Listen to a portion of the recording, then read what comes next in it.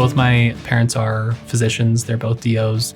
I wasn't always sure that I wanted to be a physician, but I definitely remember growing up hearing my mom and dad talk about things, and it was like they had their own language and wanted to know what exactly they were talking about. My dad always thought I should be a physician. I wasn't sure. My mom wanted me to be an engineer. Then I took 1 week of Calc 3 and I said, I guess I'm not going to be an engineer. When the average person thinks about what a doctor is and what they can do, they're actually imagining an emergency medicine physician. They're imagining that person who can walk into a room, something is wrong, and they're the ones that help out. My day begins around 5:15 or 5:30. I usually get up, take a shower, drink a protein energy drink, and then I drive 20 minutes from New Glarus to work. Get in just before shift starts at around 6:20. There's some days where there's no one in the department, and there are other days where there are 7 or 8 people, some of whom are boarding in the department and some of whom have been waiting to be seen. I usually see anywhere from 15 to 20 people during the 12-hour shift, and that varies by day of the week.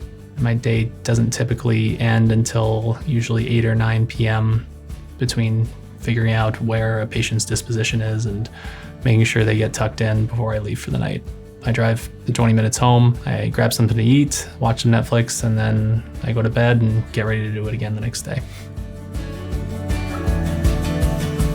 I'm passionate about practicing emergency medicine in particular because I like the idea of being the person that's there for a person when they're at their lowest moment. I like taking care of that patient that desperately needs help and being the one to help at least stabilize them and figure out what's going on with them. So the benefits of training at a accredited emergency medicine fellowship are the quality of training that you're going to receive and the expectations of the benchmarks you're going to hit by the end of your training. So this fellowship did a really good job preparing me for next steps, learning how to manage multiple critically ill patients at once. One patient could need to be intubated in one room, and another room there's someone with really low blood pressure that needs pressors. Another room there's somebody having a heart attack, and you need to be able to triage very quickly to figure out, okay, what am I doing first, and do it in a calm manner. We have a sim lab and procedural workshops. You'd be shocked how many procedures we need to do, even in a rural emergency department. I feel incredibly confident using point-of-care ultrasound to make literally life-changing decisions for people that otherwise would take hours to days to figure out.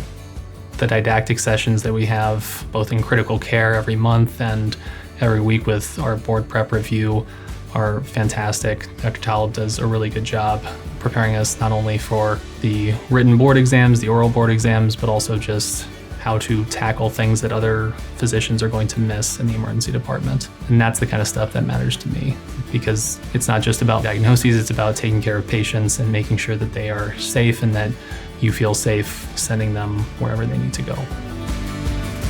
Some of my favorite parts of rural emergency medicine practice are definitely the people I get to work with in the department. The sense of a team that you have at the end of the day when things are very challenging really keep me coming back. The sense of community, even with the patients who come in, makes it easier to get through the day.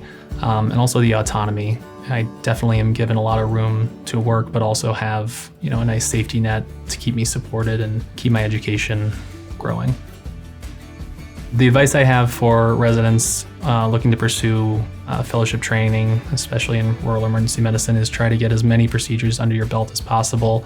If you're at a place that allows you to moonlight, even if it's in an urgent care, get as much trauma experience as you possibly can and seek out as much critically ill and critical care patients as you possibly can, even if it means going to another hospital.